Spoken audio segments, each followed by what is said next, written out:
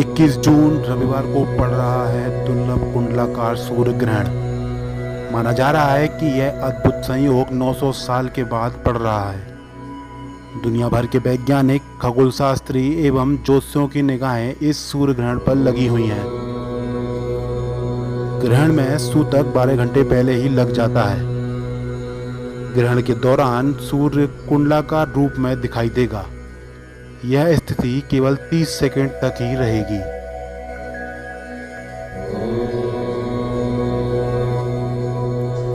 इस ग्रहण को वैज्ञानिक और खगोलशास्त्री अति दुर्लभ मान रहे हैं। वे मानते हैं कि इस बार सूर्य ग्रहण में जो स्थिति बनने जा रही है उसी ने इसे दुर्लभ बना दिया है। सूर्य व चंद्रमा के बीच ग्रहण के समय की दूरी खास बात है।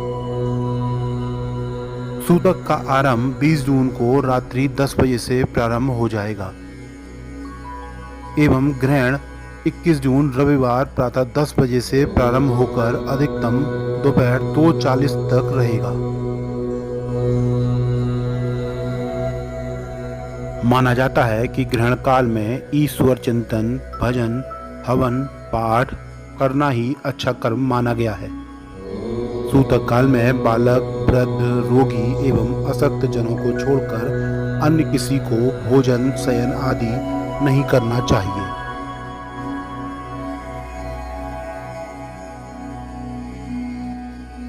वैज्ञानिकों के अनुसार पूर्ण रूप से कुंडलाकार सूर्य ग्रहण तब होगा जब चंद्रमा पृथ्वी की कक्षा से बहुत दूर होगा और सूर्य को पूरी तरह ढक देगा। इसका नतीजा यह होगा कि रोशनी चंद्रमा के किनारों से निकलती हुई दिखाई देगी। इसका आकार कुछ अंगूठी की तरह दिखाई देगा, जिसे वैज्ञानिकों ने रिंग ऑफ फायर का नाम दिया है।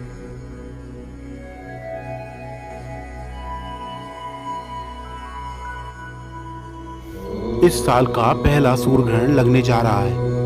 इस सूर्य ग्रहण को बहुत अच्छा नहीं माना जा रहा है। अगर ज्योतिषियों की माने तो यह ग्रहण कुछ राशियों के लिए तो ठीक है, लेकिन कुछ राशियों के लिए इसका प्रभाव बहुत ही गलत रहेगा। यह ग्रहण मिथुन राशि में लग रहा है। सबकी रक्षा करने वाले बृहस्पति भी नीच की स्थिति में होंगे। सूर्यदेव जो कि आत्मा के कारक हैं, वह भी राहु की वजह से प्रभावित रहेंगे। इसी वजह से समस्याएं बढ़ सकती हैं। आइए जानते हैं इस सूर्य ग्रहण का क्या प्रभाव रहेगा प्रसिद्ध ज्योतिषाचार्य छबीलेलाल गोस्वामी से।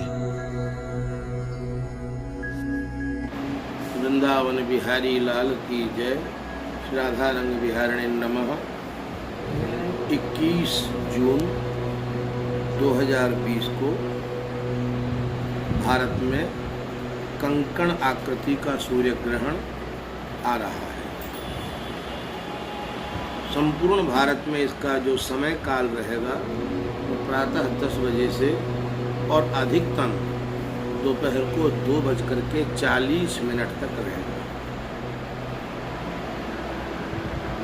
इस ग्रहण के सूतक आज अर्थात 20 तारीख को रात से 10 बजे से प्रारंभ हो जाएंगे। सूतक प्रारंभ होने के पूर्व ठाकुर जी को शयन करा देना चाहिए। ठाकुर जी के समक्ष जल का पात्र, कुछ मिश्री का पात्र और कुशा दोनों पात्रों में रखनी चाहिए।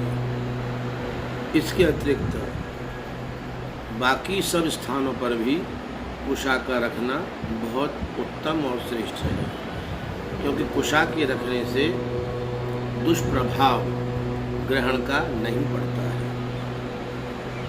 दूसरी बात, सूतक से लेकर के और ग्रहण काल की समाप्ति तक अर्थात 20 तारीख आज रात्रि को 10 बजे से लेकर के कल दोपहर के 2:40 तक शास्त्रीय आज्ञा यह रहती है कि व्यक्ति भोजन न करे,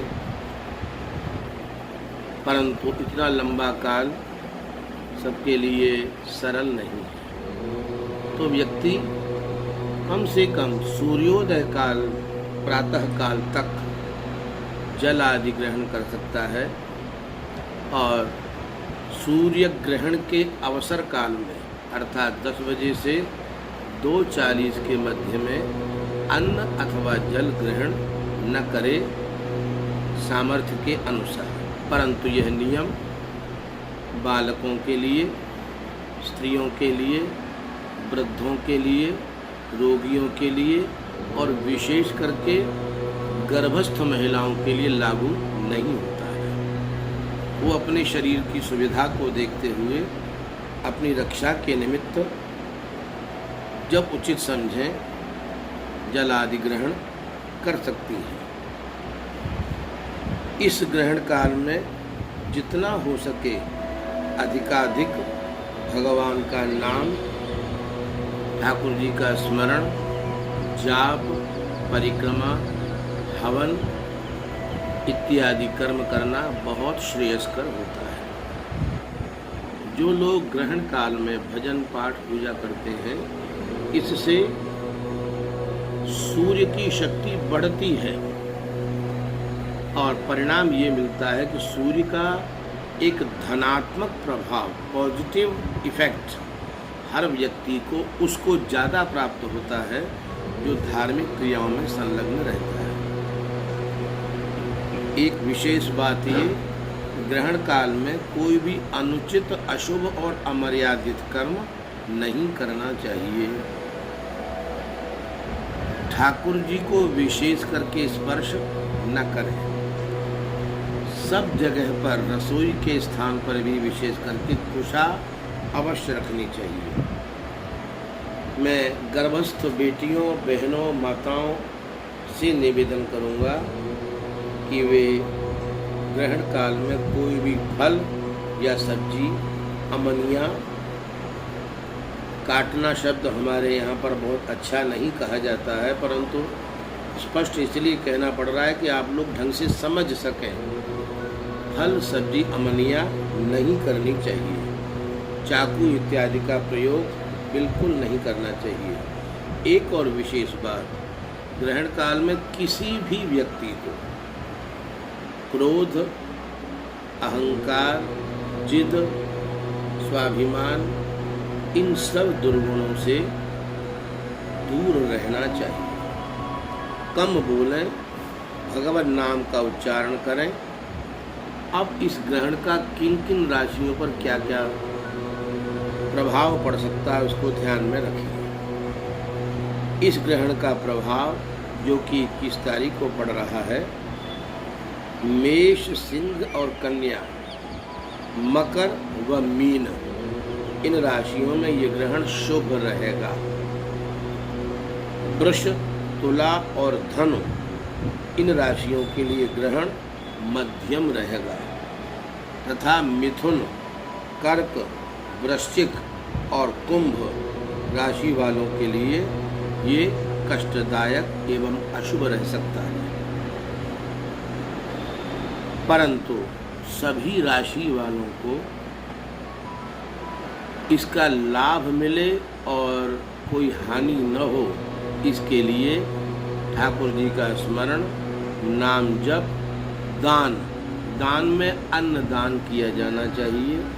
पुराने वस्त्र पहने हुए दान किए जा सकते हैं।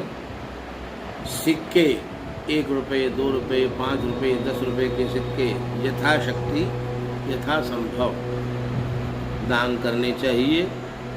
ग्रहण काल की सामग्री का, जो कि दान की जाने वाली सामग्री है, उसको लेने का अधिकार केवल भंडारी को होता है। भंडारी वे होते हैं जो शनि का दान लिया करते हैं, अथवा सफाई कर्मचारियों को भी यह दान दिया जा सकता है। इसके अतिरिक्त भारत राष्ट्र के लिए भी ये ग्रहण कुछ अस्थिरता प्रदान करने वाला है और इस ग्रहण के कारण तनाव कुछ बढ़ सकता है, परंतु तनाव ऐसा होगा जो कि समाधान भी चाहेगा। समाधान पर बात पहुंच जाएगी और आगे तक के लिए शांति स्थापित होगी। तो भारतीयों को, हमारे राष्ट्रवादी भारतीयों को, भारत के प्रत्येक नागरिक को इस ग्रहण के अंतर्गत अधिकाधिक भगवत भक्ति से स्वयं को ओतप्रोत और युक्त करना चाहिए। भगवान नाम का उच्चारण करना चाहिए, सद्भाव मन में रखना चाहिए और पहले से भी कर रहे या हो रहे क्रोधाधिक दुर्गुणों का सर्वथा त्याग करने का पूर्णतः संकल्प जीवन भर के लिए करना चाहिए। सबको यह समय सुखकर हो, कष्ट से निवृत्ति हो और विशेष करके कोरोना वायरस से लोगों को छुटकारा मिले, लोगों के ऊपर कोरोना वायरस का प्रभाव न्यूनतम होते होते और फिर इसका प्रभाव शून्य हो जाए, सभी स्वस्थ रहें, सभी प्रसन्न रहें और सभी धर्मपरायण। राधा रंग बिहारी लाल की जय, श्री बांके बिहारी लाल की जय। जय जय श्री राधे।